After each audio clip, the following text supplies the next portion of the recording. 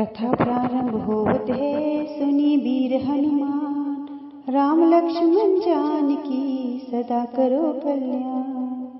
अब आप ध्यान पूर्वक कार्तिक माह की रमा एकादशी का महात्म्य सुने, जिसे सुनने से सब पाप नष्ट हो जाते हैं। धर्मराज बोले, हे भगवान, अब आप मुझे कार्तिक मास के कृष्ण पक्ष की एकादशी का क्या नाम है तथा इसमें कौन सा फल मिलता है, सो सब विस्तार से कहिए। भगवान बोले, हे राजेश्वर, कार्तिक मास के कृष्ण पक्ष की एकादशी का नाम रमा है। इसके व्रत से समस्त पाप नष्ट हो जाते हैं। इसकी कथा इस प्रकार है। प्राचीन काल में मुचुकुंद नाम का राजा राज्य करता था। उसके इंद्र, वरुण, कुबेर, विभीषण आदि मित्र थे।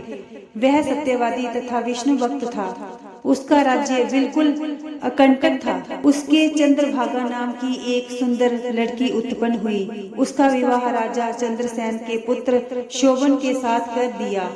एक समय जब वह अपने पिता के राज्य में थी, एक एकादशी पड़ी। वह सोचने लगी कि एकादशी समीप आ रही है, परंतु मेरा पति अत्यंत कमजोर है, इसलिए वह व्रत नहीं कर सकते। परंतु मेरे पिता की आज्ञा कठिन है। जब द्वादशी आई तो राज्य में ढिंढोरा पिटा। उसे सुनकर शोभन अपनी पत्नी के पास गया और पूछने लगा, हे प्रिय, मुझे कुछ उपाय बतलाओ, क्योंकि यदि मैं व्रत करूंगा तो अवश्य ही मर जाऊंगा। इस पर चंद्रभागा बोली, हे प्राणनाथ, मेरे पिता के राज्य में एकादशी के दिन कोई भी भोजन नहीं करता। यहाँ तक कि हाथी, घोड़ा, ऊंट आदि वन अन्न जल आदि कुछ ग्रहण नहीं करते। फिर वहाँ पुरुष कैसे भोजन कर सकते हैं? यदि आप भोजन करना चाहते हैं तो कहीं दूर चले जाओ, क्योंकि यदि आप यहीं पर रहोगे तो आपको व्रत अवश्य करना पड़ेगा। इस पर शोभन बोला, हे प्रिय, आपका कहना बिल्कुल ठीक है। मैं अवश्य व्रत करूंगा। मेरे भाग्य में जो लिखा होगा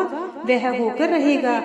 ऐसा विचार करके उसने एकादशी का व्रत किया तो वह भूख प्यास से अत्यंत पीड़ित होने लगा। अब सूर्य भगवान भी अस्त हो गए और जागरण के लिए रात्रि हुई। वह रात शोभन को दुख देने वाली थी। दूसरे दिन प्रातः से पहले ही वह संसार से चल बसा। राजा ने उसके मृत शरीर को दहन कर दिया। चंद्रभागा अपने पिता की आज्ञा अनुसार अग्नि में दहन न हुई और पिता के घर रहने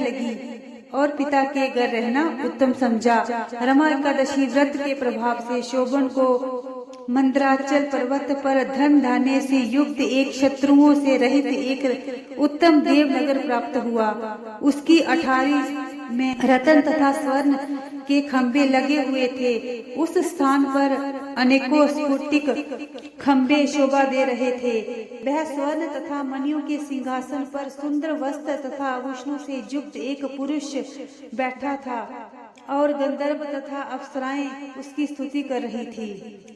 उस समय राजा शोभन दूसरा इंद्र प्रतीत हो रहा था। एक समय मुचुकुंद नगर में रहने वाला एक शोभ शर्मा नाम का ब्राह्मण तीर्थ यात्रा के लिए निकला।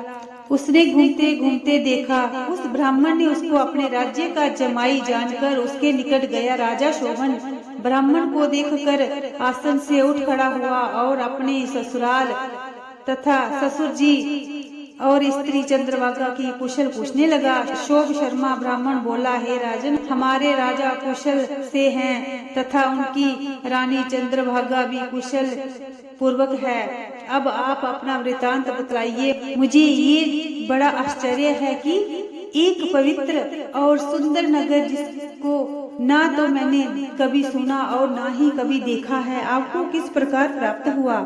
शोभन बोला, हे ब्राह्मण, ये सब कार्तिक माह की रमा एकादशी के व्रत का प्रभाव है। इसी से मुझे ये अनुपम नगर प्राप्त हुआ है, परंतु ये अस्थाई है। इस पर ब्राह्मण बोला, हे राजन, ये अदुख क्यों है और दुख किस प्रकार हो सकता है? सो आप मुझे समझाइए, मैं आपके कहे अनुसार ही करूंगा। आप इसमें किंचित मात्र भी झूठ ना समझे। शोभन बोला, हे ब्राह्मण, मैंने श्रद्धा पूर्वक व्रत किया था, उसके प्रभाव से मुझे ये नगर प्राप्त हुआ है, इसलिए मैं इसे अस्थाई मानता हूँ। यदि तुम इस वृतांत को राजा मुचुकुंद की पुत्री चंद्रभागा से कहोगे, जो वह इसको स्थिर बना सकती है। ब्राह्मण ने वहाँ से आकर चंद्रभागा से समस्त वृतांत कहा। इस पर राजकन्या चंद्रभागा बोली, हे ब्राह्मण, आप क्या वह वृतांत प्रत्यक्ष देखकर आए हैं या अपना स्वप्न कह रहे हैं? इस पर ब्राह्मण बोला, हे पुत्री, मैंने तेरे पति शोभन को तथा उसके नगर को प्रत्यक्ष देखा है, परंतु वह नगर अस्थिर है। तो कोई ऐसा उपाय कर जिससे कि वह स्थिर हो जाए। इस पर चंद्रभागा बोली, हे यमराज, आप मुझे उस नगर में ले चलिए। मैं अपने पति को देखना चाहती हूँ। मैं अपने व्रत के प्रभाव से उस नगर को अव्वल बना दूंगी। चंद्रभागा के वचन सुनकर वह शर्मा ब्राह्मण उसको मंदराचल पर्वत के पास वामदेव आश्रम की ओर ले गया। वामदेव ने उसकी कथा को सुनकर चंद्रभागा का मंत्रों से अभिषेक किया। चंद्रभागा मंत्रों व व्रत के प्रभाव से दिव्य देह धारण करके पति के पास चली गई। शोभन ने अपनी स्त्री चंद्रभागा को देखकर प्रसन्नता पूर्वक अपने बाएं अंग में बिठाया। चंद्रभागा बोली, हे प्राणनाथ, अब आप मेरे पुण्य को सुनिए। जब मैं अपने पिता के घर 8 साल की थी, तब से ही ये जथा विधि एकादशी का व्रत करने लगी हूँ।